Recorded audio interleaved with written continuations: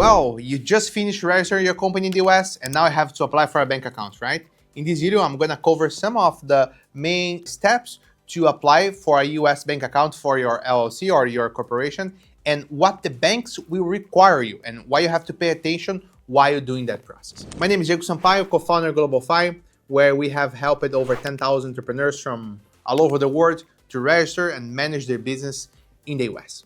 So talking about banking, this is something that's really critical for all US operations, right? If you don't have a bank account, you can receive payments, you can make payments.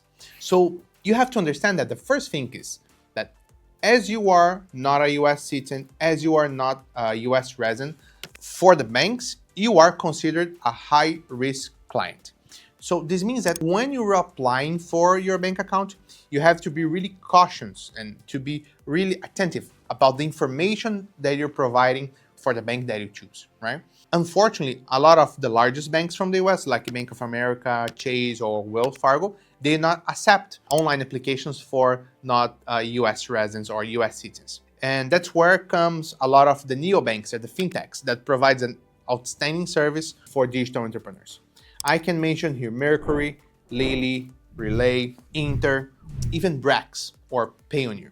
Those are fintechs or neobanks that they allow someone without a social security number to apply for a full banking service remotely. What they're going to be looking for when you start in the process? They're going to be looking for the company documents, so the certificate of registration with the state.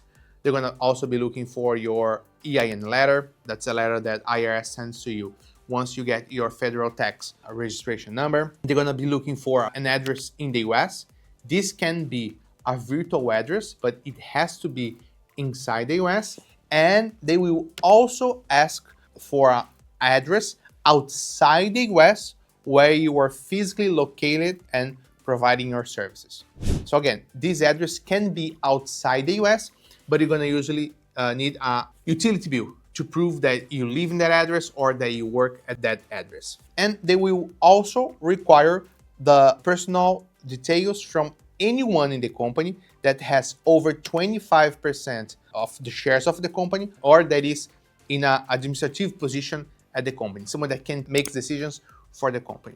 They're gonna usually need a passport and also a utility bill. Again, if you don't have a social security number, you're gonna be fine. If you have a social security number or an ITIN, your chances to get approved really fast will go increase. In terms of the business operations, they're gonna usually require a US phone number.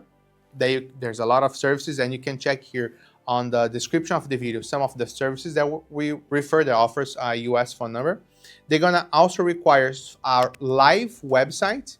In this website, it has to be a real website. It can't just be like a temporary parking page. You have to talk about your services or the products that you sell. If you're only selling on Amazon, sometimes you can also share the Amazon store page or eBay or whatever. But they're gonna require some sort of way that they can identify what products or services you are offering. And they're gonna also require a really deep, they tell that it's a brief information, right? But I'll tell that has to be a deep description about the service or the products that you're providing. Again, when you're describing what your company do, you have to remind that as you don't have a social security number, you are considered high risk, right? So you have to be really specific and descriptive when talking about what you're going to sell or what service you're going to provide.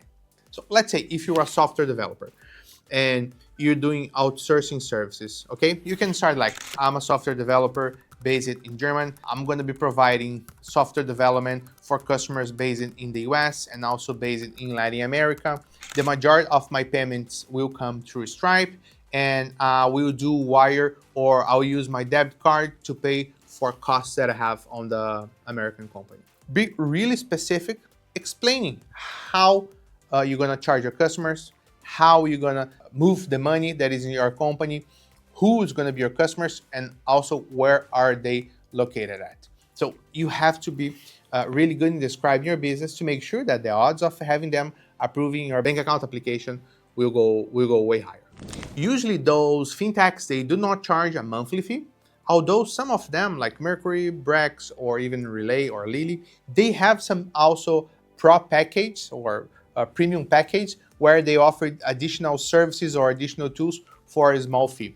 But anyway, It's usually way cheaper than a traditional bank in terms of monthly fees, and they're gonna provide you with a debit card, wire, international wire, and so on. So I mean, those fintechs will provide everything that your business needs in terms of banking to be able to operate in the US. Another important thing you have to consider is that once you have your bank account open, pay attention to any communication that the banks send you.